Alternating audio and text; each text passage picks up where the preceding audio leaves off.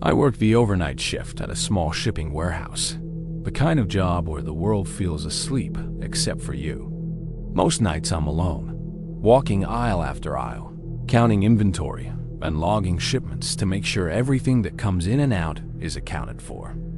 Every now and then someone else is scheduled with me, but usually it's just me and the hum of the warehouse lights. This night started off exactly like all the others. I clocked in, checked with my manager for a quick handoff, and watched him lock the front doors before heading out. Then I slipped into my routine scanning boxes, checking labels, and working through the shipments that arrived earlier that day an hour into my shift. I walked past one of the rear access doors and noticed something odd. It wasn't fully shut. It was pulled closed, but not latched, sticking out just slightly. That door leads out to the back lot where truck drivers usually enter. Curious, I pushed it open and peeked outside. The lot was completely empty, silent, dark. Nothing but a few scattered lights over the pavement. I figured my manager must have forgotten to lock it. I don't have keys for those side entrances anyway, so there wasn't much I could do about it even if I wanted to. And honestly, I didn't care.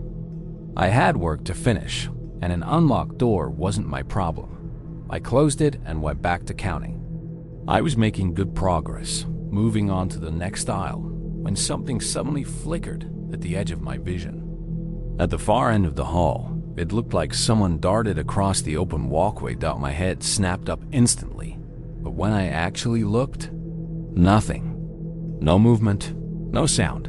But what I thought I saw, just barely, was the shape of a person running across the hall. My heart jumped for a second. I tried shaking it off, rubbing my eyes, telling myself I was just tired. Stuff like this happens sometimes when you're alone for hours. You catch shadows or mistakes in your peripheral vision, and it's always nothing. At least.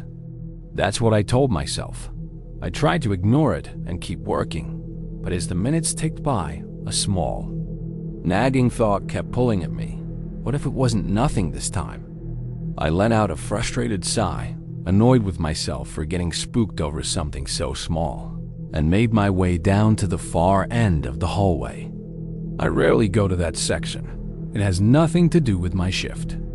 It's basically a storage area packed with huge pallets already prepped and ready to ship out. Since I never work back there, most of the lights were shut off. I stood at the doorway for a moment, staring into the large, shadowy room, waiting to see even the slightest movement. Nothing. Just stillness and darkness. So I turned around and went back to my spot, trying to get back into my routine. Maybe it was that weird moment messing with me, but out of nowhere a heavy wave of exhaustion washed over me. 1 minute I was fine, and the next I could barely keep myself motivated. I just wanted to finish the aisle before taking a break, so I pushed through and kept counting. But not even 5 minutes later, something flickered again in my peripheral vision. My head snapped toward the end of the hall. I could have sworn I saw a human shape, someone leaning just barely out from behind the corner, like they were peeking at me. But when I actually looked, there was nothing there. This time, I didn't hesitate.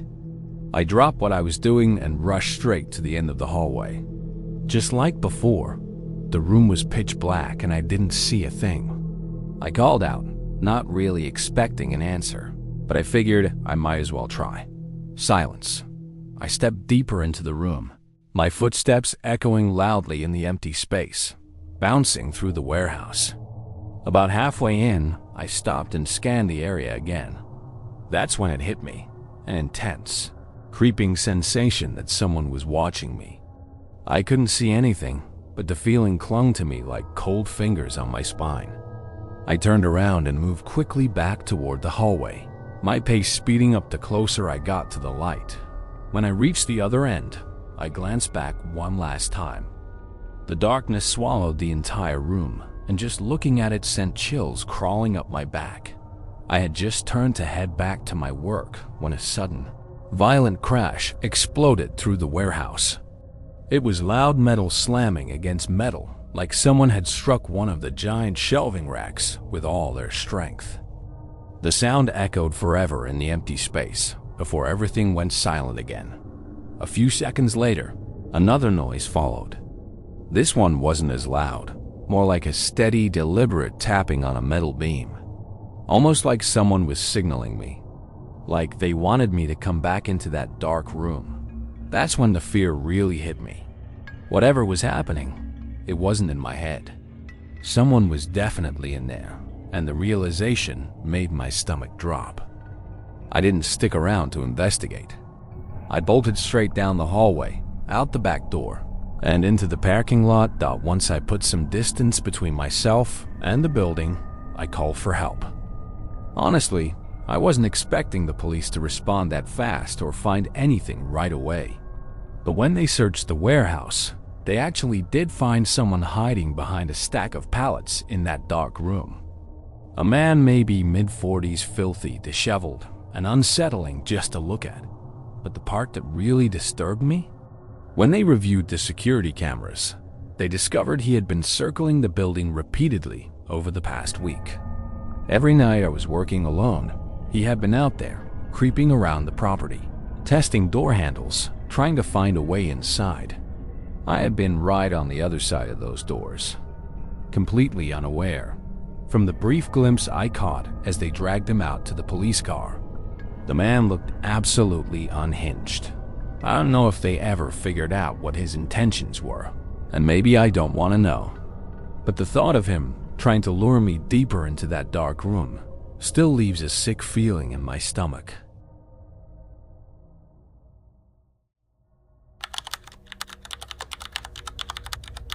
When I was in college, I used to help out at my parents' 24/7 laundromat by working the overnight shifts. It wasn't anything fancy, just a small, worn-down place sitting at the edge of town. Even though I'd basically grown up around it, the building always gave me an odd, uneasy feeling. Maybe it was the age of the place, or the non-stop droning of the machines echoing through the empty room. Whatever it was, it just felt off sometimes. Still, working for my parents definitely beat getting some random job somewhere else. This happened on Friday, my only full overnight shift. Running from 10 p.m. to 6 a.m., I swapped out with my dad, who left me some snacks in the back and reminded me, like always, to call him if anything came up. A few customers trickled in during the next hour, so I stayed behind the counter, keeping an eye on things. By midnight, the place was completely empty. Every washer and dryer sat silent. I stayed behind the counter for another 15 minutes, scrolling through my phone before starting any cleaning. But right during that downtime, someone walked in. I looked up and immediately felt confused. The guy didn't have anything with him, not a laundry basket, not a bag, nothing. He wore a heavy hoodie with the hood pulled over his head, both hands stuffed in his pockets. I said hello, but he never even glanced at me. He didn't respond at all. He just wandered inside and slowly walked through the rows of machines, glancing around like he was checking the place out, then headed right back to the door and walked out.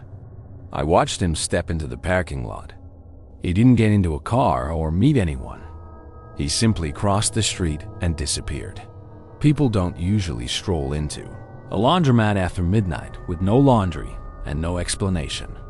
He hadn't actually done anything wrong, but the whole thing left me with a bad feeling. Being alone definitely made it worse. If there had been other customers around, I probably wouldn't have thought twice about it. But with nothing else to do, I went ahead and started cleaning. As I worked, the only explanation I could come up with was that maybe he lost a piece of clothing earlier and came back hoping to find it. It didn't make much sense. Honestly, if he'd really been searching for something he lost, wouldn't he have at least asked me?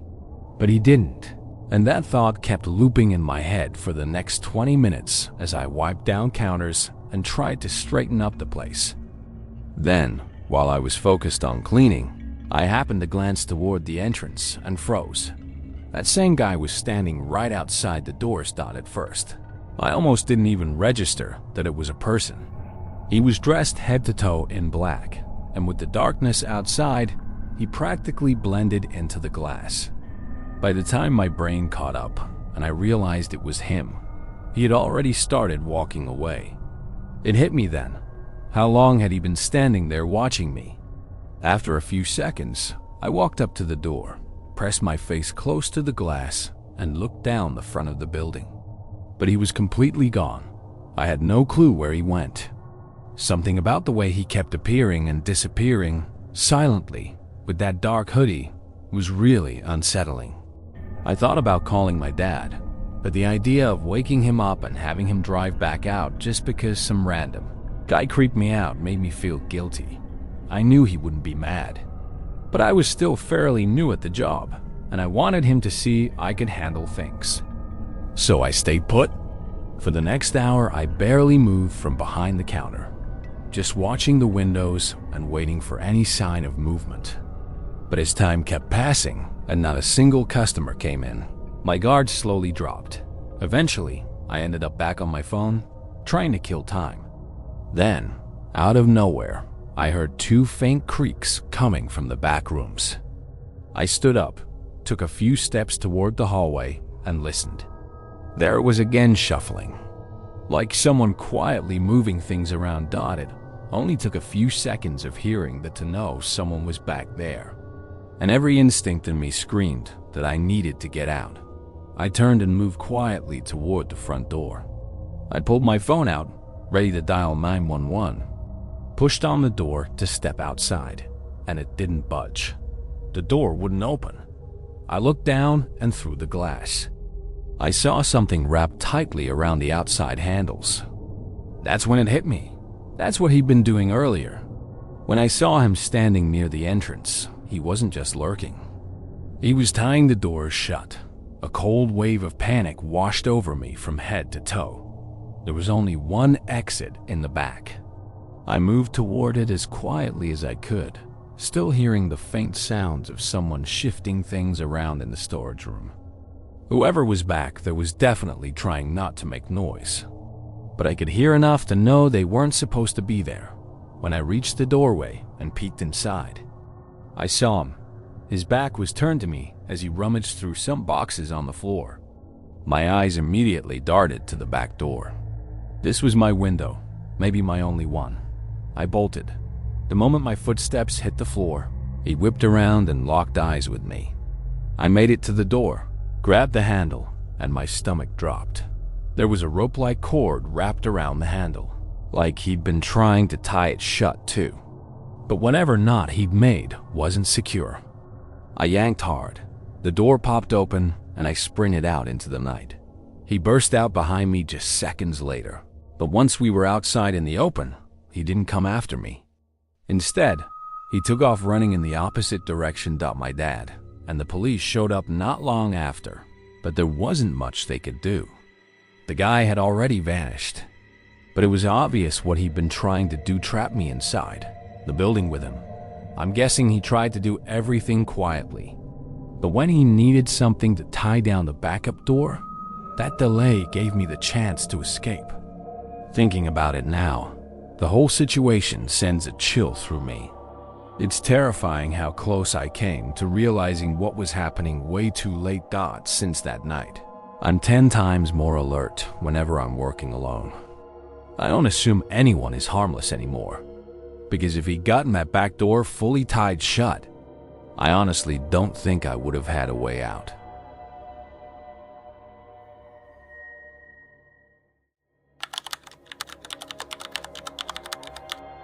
For a few years, I worked at a private company as a data entry clerk, a job so low on the ladder that most people barely acknowledged it. Management kept piling extra tasks onto me, stuff that had nothing to do with data entry. But since I was young and it was my first real job, I just swallowed it and carried on. Our office was on the 5th floor, the very top of a big office building, tucked inside a small suburban business center just outside the city. Our company owned that floor, while the lower ones were rented out to various businesses. From what I knew, All the other companies were service-based, which meant their floors were usually deserted by 5 or 6 p.m. Ours was the only place that occasionally kept people late. And since I was the data entry clerk, who also somehow became the unofficial errand boy, I was often the last one stuck finishing whatever random tasks needed doing. I was the lowest paid employee there, so having me work late was cheap for them. On this particular night, my boss dumped a whole stack of work on my desk. He didn't ask if I could stay, he just assumed I would. And being the pushover I was back then, I didn't argue.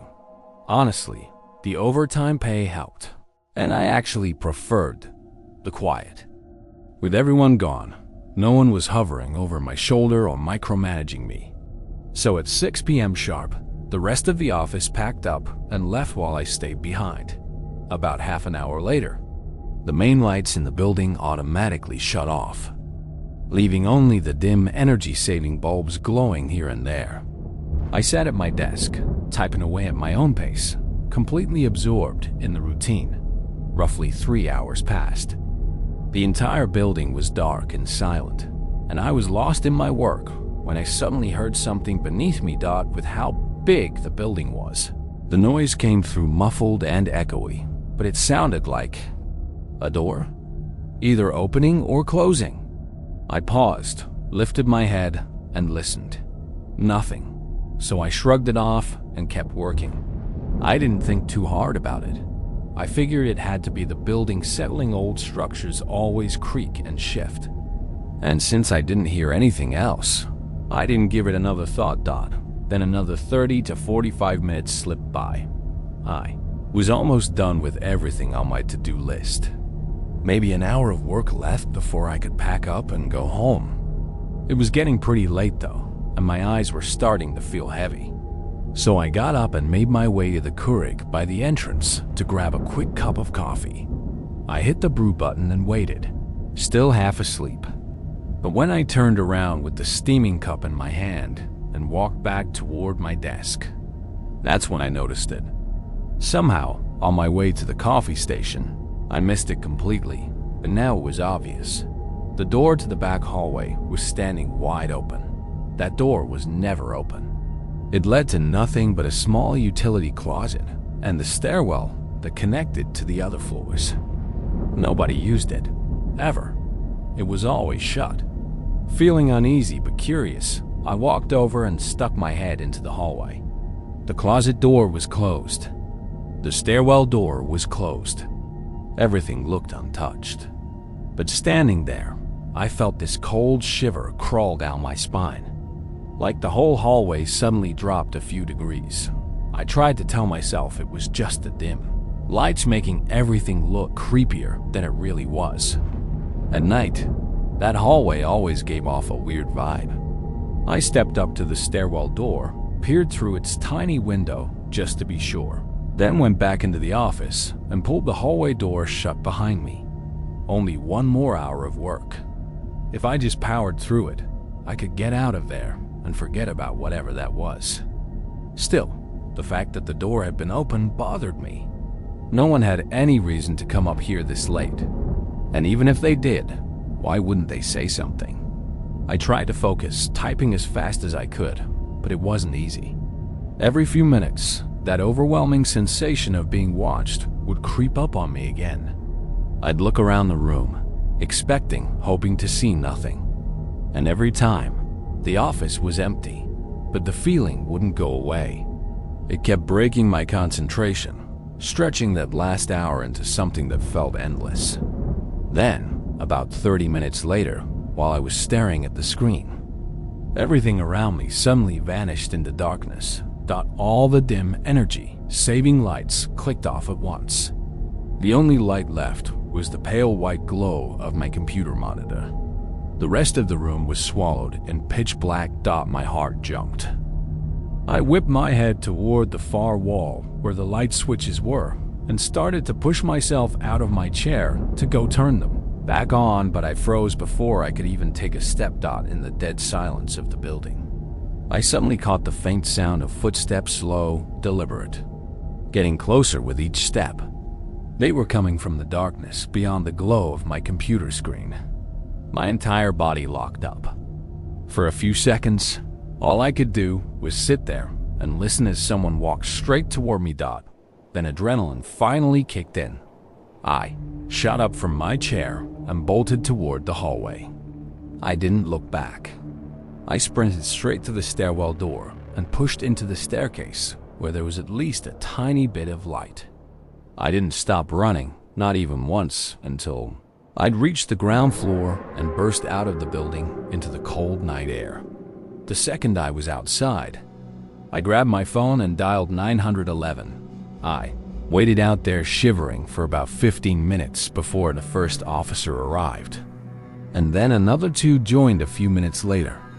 They went inside to search the building, but by the time they finished, they found absolutely nothing. No one. The place was completely empty, and it only got more frustrating. It took 2 whole days before we could get the security footage, and even then, it was practically useless. The building had an ancient, grainy, black and white camera system that looked like it belonged in the 80s. Everything was so blurry that you could barely make out shapes, let alone faces.